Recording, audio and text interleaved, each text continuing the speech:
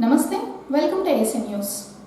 రాష్ట్ర ప్రభుత్వం ఆదేశాల మేరకు స్వచ్ఛాంధ్ర స్వచ్ఛతా దివాస్ కార్యక్రమంలో ప్రతి నెల 3వ శనివారం తప్పనిసరిగా నిర్వహించాలని, ప్రతి నెల ఒక్కొక్క అంశమే లక్ష్యంగా స్వచ్ఛతా దివాస్ కార్యక్రమాలు జరపాలని జిల్లా కలెక్టర్ వెంకటమురళి ఆదేశించారు. శుక్రవారం అద్దంకి మండలంలో ఉన్న అన్ని శాఖల అధికారులతో ఏర్పాటు చేసిన వీడియో కాన్ఫరెన్స్లో కలెక్టర్ వెంకటమురళి మాట్లాడుతూ, గతంలో క్లీన్ డే, శ్రమదానం వంటి కార్యక్రమాలు చేశారని, అందులో భాగంగా ఇక నుంచి ప్రతి నెల 3వ శనివారం స్వచ్ఛాంధ్ర స్వచ్ఛతా దివాస్ కార్యక్రమాలు నిర్వహించాలని, దీనివల్ల పరిసరాలన్నీ పరిశుభ్రతతో పాటు ప్రజలు ఆరోగ్యంగా ఉంటారని చెప్పారు. ఈ కార్యక్రమంలో ప్రజలు కూడా స్వచ్ఛందంగా పాల్గొంటారని కలెక్టర్ తెలిపారు. జనవరి నెలలో న్యూ ఇయర్ క్లీన్ సిటీ అనే అంశంపై కార్యక్రమం ప్రారంభించడం జరుగుతుందని కలెక్టర్ వెంకటమురళి పేర్కొన్నారు. స్వచ్ఛాంధ్ర స్వచ్ఛతా దివస్ అనేది పాటిస్తాము ప్రతి 3వ శనివారం. గతంలో మనకు క్లీన్ అండ్ గ్రీన్ డే అని, మనము శ్రమదానం అని, ఈ విధంగా మనం గతంలో కూడా చేసేవాళ్ళం. సో అదేవిధంగా ఇప్పుడు మనం దాన్ని ఆ పేర్లు కాకుండా మనం స్వచ్ఛాంధ్ర స్వచ్ఛతా దివస్ అని మనం పిలుచుకుంటాం. హెల్త్ అనేది ఇన్వాల్వ్ అవుతుంది. అంటే జబ్బులు రాకుండా కానీ, అట్లానే ఏ విధంగా అయితే మన యొక్క సరౌండింగ్స్ అన్నిటినీ క్లీన్గా పెట్టుకోవడం ద్వారా పబ్లిక్ హెల్త్ అనేది ఇంప్రూవ్మెంట్ అవుతుంది. ఎన్విరాన్మెంటల్ మీద పడేటువంటి దుష్ప్రభావాలు, ప్రకృతి మీద, పర్యావరణం మీద పడేటువంటి దుష్ప్రభావాలు కూడా తగ్గుతాయి మనం చేసేటువంటి కార్యక్రమం వల్ల. దీంట్లో మన చుట్టూ ఉన్నటువంటి పబ్లిక్ అందరూ కూడా ఇన్వాల్వ్ అవుతారు. తద్వారా కమ్యూనిటీ అనేది ఎంగేజ్మెంట్ జరుగుతుంది. అట్లానే మనకు మన పరిసరాలన్నీ కూడా చాలా ఆహ్లాదకరంగా మారిపోతాయి. ప్రజలకు కూడా అదొక మంచి ఫీలింగ్ని ఇస్తుంది. అట్లానే దీనికి సంబంధించి ఎకనామిక్ బెనిఫిట్స్ కూడా ఉంటాయి ఈ పనులన్నీ మనం చేయడం వల్ల. దీంట్లో మనము అవేర్నెస్ చేస్తాము, పబ్లిక్ అందరినీ కూడా ఎడ్యుకేట్ మనం చేస్తాము ఈ విషయంలో. సో మన ఆబ్జెక్టివ్స్ ఏంటి అనేది కూడా దీంట్లో చెప్పడం జరిగింది. సిటిజన్ ఎంపవర్మెంట్ అనేది, cleaner, greener, healthier, wealthier state of Andhra Pradesh, అట్లానే improve liveability index, foster circular economy. So ఇవన్నీ కూడా మన ఆబ్జెక్టివ్స్ ఉన్నాయి. అట్లానే దీనికి సంబంధించి ఏదో మనం అలా చేసుకుంటూ వెళ్ళిపోతాం అని కాకుండా ఒక్కొక్క నెల ఒక్కొక్క కాన్సెప్ట్తో మనం చేయాలని చెప్పి కూడా క్లారిటీగా రాష్ట్ర ప్రభుత్వం తరఫు నుంచి మనకు నిర్దేశించడం జరిగింది. దాని ప్రకారంగా జనవరి 2025 అంటే ఈ నెల మనకు కాన్సెప్ట్ ఏంటంటే న్యూ ఇయర్ క్లీన్ స్టార్ట్ అనేది మన కాన్సెప్ట్. ఈ మంత్, ఎవ్రీ మంత్ ఒక కాన్సెప్ట్ ఉంటుంది. న్యూ ఇయర్ క్లీన్ స్టార్ట్ అనేటువంటిది ఈ జనవరి నెల కాన్సెప్ట్ ఇది.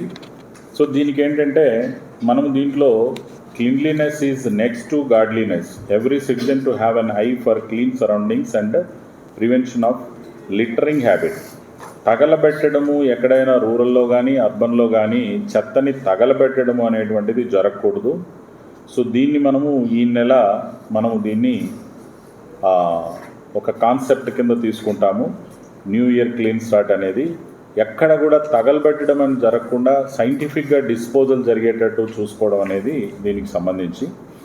మరి ఇందులో ఏమేమి యాక్టివిటీస్ చేస్తాము ఈ నెల అంటే, మాస్ క్లీనింగ్ డ్రైవ్స్ చేస్తాము, అట్లానే ష్రబ్ కట్టింగ్ చేస్తాము, క్లీనింగ్ ఆఫ్ గ్రామ panchayats, removing of debris, cleaning of public places, bus stops, markets, అట్లానే క్లియర్ లాక్డ్ డ్రైన్స్, ఎక్కడైతే డ్రైన్స్ మొత్తం జామ్ అయిపోయి ఉంటాయో వాటన్నిటినీ కూడా పూడిక తొలగించేసి డ్రైన్లలో, మురుగు కాలువల్లో, అట్లనే ఎక్కడైతే పెట్టుకొని కాన్స్టిట్యున్సీ హెడ్ క్వార్టర్లో ఒక ప్లెడ్జ్ లాగా ఆ మానవహారం చిన్నపాటి ర్యాలీ లాగా చేసి, ఆ తర్వాత మానవహారం చేసి ఆ కాన్స్టిట్యున్సీలో ఉన్న ఆ తహసీల్దారు, కాన్స్టిట్యున్సీ హెడ్ క్వార్టర్లో పనిచేస్తున్న ఎంపీడీఓ, అక్కడ పనిచేస్తున్న తహసీల్దార్, అక్కడ ఉన్నటువంటి ఇంజనీరింగ్ డిపార్ట్మెంట్స్, అక్కడ ఉన్నటువంటి ఈవోకేట్ చేసేయండి అందరికీ కూడా.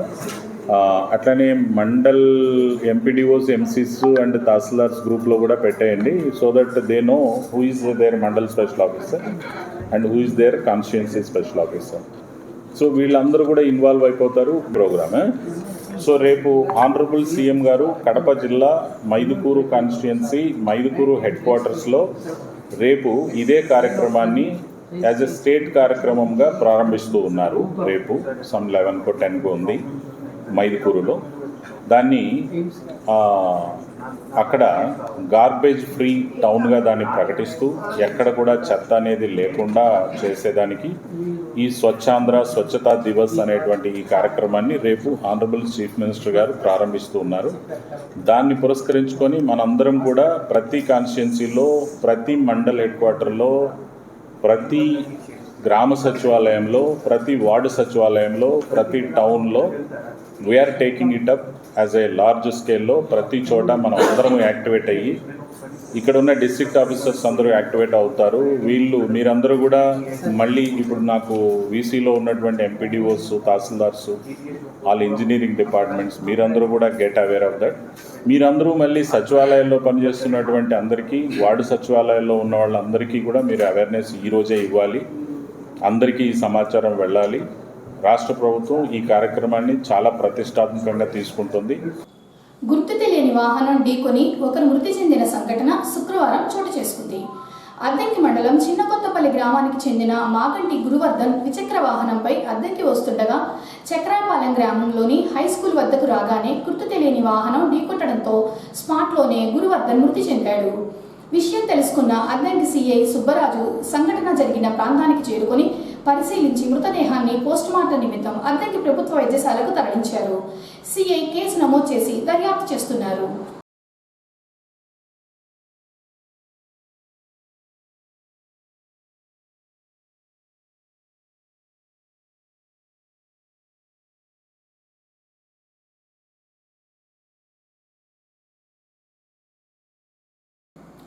జిల్లా విద్యాశాఖ అధికారి ఉత్తర్వుల ప్రకారం శనివారం అద్దంకిలో నవోదయ ఎంట్రన్స్ పరీక్షలు నిర్వహిస్తున్నారని, ఎంట్రన్స్ పరీక్షలకు సంబంధించి అద్దంకిలో 2 పరీక్షా కేంద్రాలను ఏర్పాటు చేశారని అద్దంకి మండల విద్యాశాఖ అధికారి భూతాటి సుధాకర్ అన్నారు. నవోదయ ఎంట్రన్స్ పరీక్షలకు సంబంధించి శుక్రవారం అద్దంకి పట్టణంలోని ప్రభుత్వ బాలుర ఉన్నత పాఠశాలలో ఇన్విజిలేటర్స్కు శిక్షణ కార్యక్రమాన్ని ఏర్పాటు చేయగా ఎంఈఓ సుధాకర్ హాజరయ్యి పలు సూచనలు ఇచ్చారు. ఈ సందర్భంగా ఆయన మాట్లాడుతూ నవోదయ ఎంట్రన్స్ పరీక్షలకు సంబంధించి అద్దంకిలో ప్రభుత్వ బాలికల బాలుర హై స్కూల్స్ను పరీక్షా కేంద్రాలుగా కేటాయించారని, బాలికల పాఠశాలలో 318 మంది, బాలుర పాఠశాలలో 288 మంది విద్యార్థులు హాజరు కానున్నారని, శనివారం ఉదయం 11:30 నుంచి 1:30 వరకు పరీక్ష జరుగుతుందని ఎంఈఓ సుధాకర్ తెలియజేశారు. జిల్లా విద్యాశాఖ అధికారి ఉత్తర్వుల ప్రకారం 18/1/2025 అనగా రేపు నవోదయ 6వ తరగతికి ఎంట్రన్స్ ఎగ్జామ్ జరుగుతున్నది. అద్దంకిలో 2 సెంటర్లు ఉన్నాయి. ఒకటి girls high school, 2 boys high school. Girls high school 18 మంది దాకా ఉన్నారు, బాయ్స్ హై స్కూల్ 80 మంది ఉన్నారు. ఈ 2 సెంటర్ల మీద విద్యార్థులు 6వ తరగతి ఎగ్జామ్ రాసి బాగా పాస్ అయిన విద్యార్థికి నవోదయ సీట్లు వస్తాయి. కాబట్టి తల్లిదండ్రులు అందరూ కూడా కోఆపరేషన్ ఇచ్చి విద్యార్థులకు ఓన్లీ ప్యాడ్స్ మాత్రమే లోపల పంపించాలి. వాళ్ళ దగ్గర ఎటువంటి మెటీరియల్ ఉండడానికి లేదు. 10:30 కల్లా పాఠశాలకు వదిలిపెట్టాలి. తర్వాత విద్యార్థులందరూ కూడా తమ కేటాయించిన సీట్లు కూర్చోవాలి. అటు తిరగరాదు, తిరిగి టైం వేస్ట్ చేసుకోకూడదు. కాబట్టి విద్యార్థులందరూ కూడా దీన్ని గమనించాలి. తల్లిదండ్రులు కూడా ఉపాధ్యాయులతో సహకరించి పాఠశాలలో ఎగ్జామినేషన్ బాగా జరిగేది. ఇక్కడికి దాదాపు మాకు తెలిసి జయపంగులూరు, కోరిసిపాడు, సొందమాలూరు ఈ ఏరియా నుంచి వస్తారు. మొత్తం మీద దాదాపు నియర్లీ 600 మంది విద్యార్థులు పరీక్ష రాస్తున్నారు. అంటే 5వ తరగతి చదివిన విద్యార్థులకి 6వ తరగతి ఎంట్రన్స్ పరీక్ష ఇది చాలా ఉత్తమమైన పరీక్ష. ఎందుకంటే 6వ తరగతిలో మంచి మార్కులు వచ్చిన విద్యార్థికి 6వ తరగతి నుంచి 10వ క్లాస్ దాకా గవర్నమెంట్ పోషిస్తారు. కాబట్టి దీన్ని మంచి ఎగ్జామ్గా గుర్తిస్తారు. Jawahar Navodaya 6th class entrance test duties of invigilator మీ అందరికీ ఇచ్చాను ఫారం. ఒకసారి మీరు చదువులో చదువుకోండి. తర్వాత మనం ఏం చేయాలి, మినిట్ టు మినిట్ ప్రోగ్రామ్ కూడా ఉంది దీంట్లో. 10 కల్లా సెంట్రల్ సూపరింటెండెంట్కి రిపోర్ట్ చేయాలి. ఆ రోజు 10:45కి మీ రూములకు వెళ్ళాల్సి ఉంటుంది.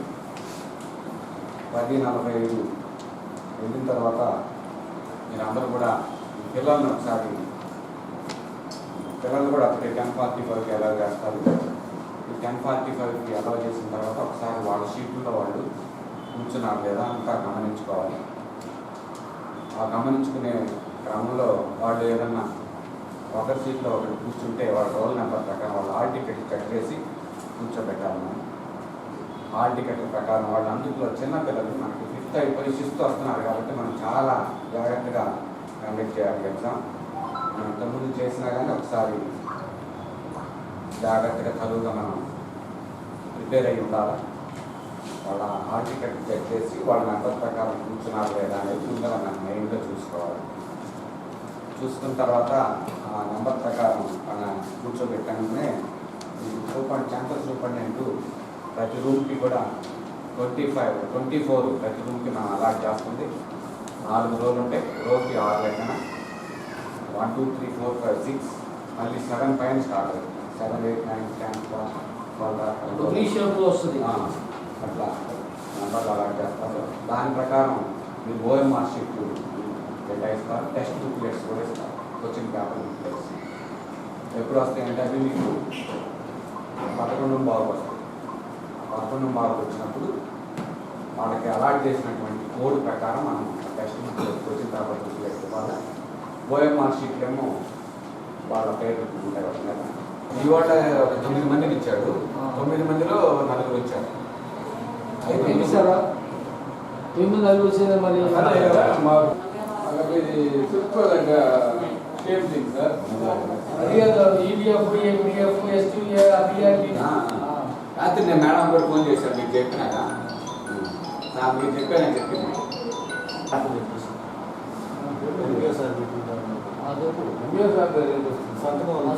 చెప్పు 9 సార్ మీ దాంట్లో ఉండేది 9 ఉండాలి ఇస్తున్నారు.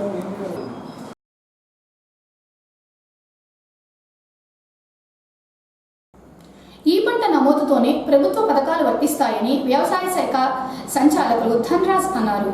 అద్దంకి మండలం గోపాలపురం రేణుకొండ గ్రామాల్లో శుక్రవారం పొలం కొలిస్తుంది కార్యక్రమాన్ని ఏర్పాటు చేయగా ADA Dhanraj, AO Venkatakrishna, HO Deepti హాజరయ్యారు.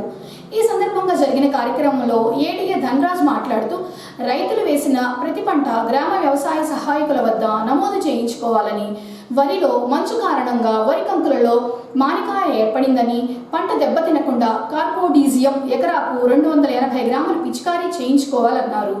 వరి పంట సాగు విషయంలో రైతులకు ఎటువంటి సందేహాలు ఉన్నా వ్యవసాయ అధికారిని సంప్రదించి సలహాలు సూచనలు తీసుకోవాలన్నారు. ప్రభుత్వం తరపున ఏర్పాటు చేసిన ధాన్యం కొనుగోలు కేంద్రాల్లో రైతులు గిట్టుబాటు ధరకు ధాన్యం అమ్ముకోవాలన్నారు. ప్రతి మంగళ బుధవారాల్లో ఇట్లా ప్రతి గ్రామం వెళ్ళి అక్కడ ఉన్నటువంటి ప్రాబ్లమ్స్ అన్నీ కూడా రైతులతో మాట్లాడి వాళ్ళకి వివరాలు, డిపార్ట్మెంట్కి సంబంధించినటువంటి వివరాలన్నీ కూడా తెలియజేయడం జరుగుతుంది. అందులో ముఖ్యంగా ఏంటంటే మనం వేసిన పైరులు కూడా ఇప్పుడు చెప్పినట్టుగా ఈ పంట చేయించుకోవాలి. ఈ పంట నమోదు చేయించుకోవాలంటే మనం ఏ పైరు వేసినా సరే, అది కంది కావచ్చు, పొగాకు, శనగ, తర్వాత ఏవైనా మరి గడ్డి జాతి పాట అంటే మన మేత జొన్న కానీ ఇట్లాంటివి ఏ వేసినా, సుబాబులు కానీ, తర్వాత మనకున్నటువంటి ఏ పైరు వేసినా సరే అది నమోదు చేయించుకోవాలి. గ్రామంలో ఉన్నటువంటి వేసిన విస్తీర్ణం మొత్తం కూడా వేసిన ప్రతి రైతు కూడా రికార్డు చేసుకుంటే ఆ గ్రామంలో ఏ పైరు ఎంత విస్తీర్ణంలో పడింది అనేది మనం రికార్డెడ్గా కూడా ఉంటుంది. అదే కాకుండా మీకు రేపొద్దున ఏదన్నా రైతు భరోసా ఇట్లాంటివి రావాలన్నా కూడా మనం రికార్డెడ్గా పంట వేసినట్టుగా ఉండాలి. తర్వాత ఇవన్నీ కూడా మరి పరిస్థితులు అనుకూలించినప్పుడు, వాతావరణ పరిస్థితులు ఇబ్బందికరంగా వచ్చినప్పుడు మనకి ఈ పంట నమోదు అనేది ముఖ్యంగా బాగా ఉపయోగపడింది. ఈ పంట ఏది చేసినా సరే ఈ పంటలో ఉన్నాడా లేదా, వేసాడా లేదని చెప్పి దాని నమోదు తీసుకొని దాని ప్రకారమే మనం ఏదైనా సహాయం చేయడానికి ఉంటుంది. అట్లా కాకుండా మళ్ళీ ఇంకోటి ఏంటంటే, ఇప్పుడు రేపు శనగ వేసిన తర్వాత కానీ ఇంకా వేరే పైరు మినుములు కానీ ఏమన్నా మనం అమ్ముకోవాలన్నప్పుడు కూడా ఈ పంట అనేది ముఖ్యంగా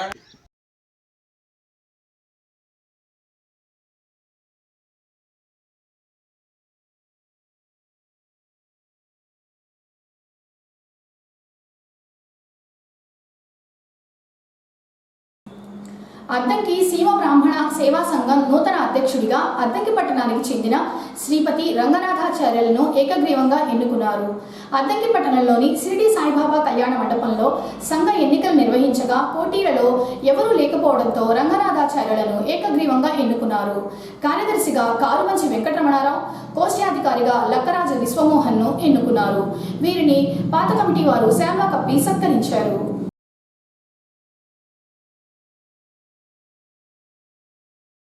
ఏఎస్ఎన్ న్యూస్ ఇంతటితో సమాప్తం. నమస్కారం.